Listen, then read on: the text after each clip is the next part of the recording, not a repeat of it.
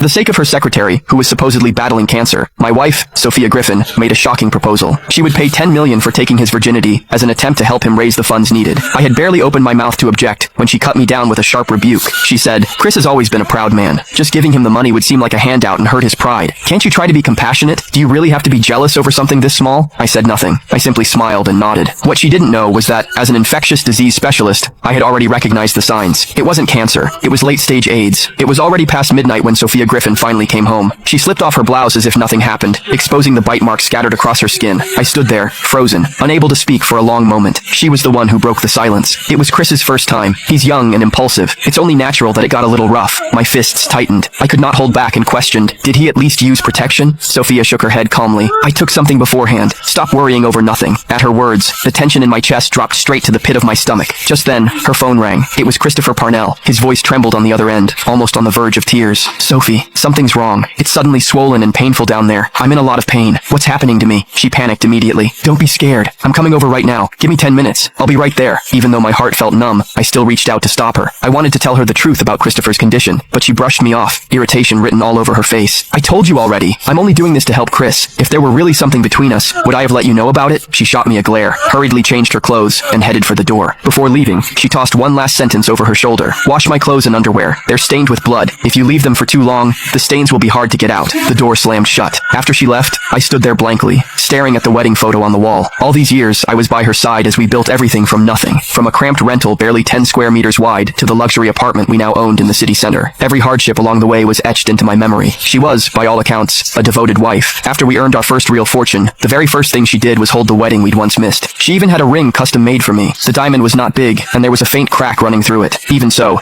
I always treasured it like a priceless heirloom. And yet, this same woman, praised by relatives and neighbors as the perfect wife, did the one thing that chilled me to the bone. With no protection at all, after such high-risk exposure, the chances of infection were almost certain. I was angry, but I could not bring myself to abandon her. She still had a 72-hour window. If she took the medication in time, it could still prevent transmission. I was just about to call and warn her when a new post popped up on my social feed. It was from Christopher. "They say married women have strong needs. It looks like it's true. I can barely keep up." The photos showed a bed in disarray, stained and chaotic. Among them was one with scratches running across his back. On the surface, it sounded like a complaint, but in truth, it was a straight-up brag about how intense their night had been. But none of that was what caught my eye. Instead, it was the ring on his finger. Click the link in my bio to get the full story for free.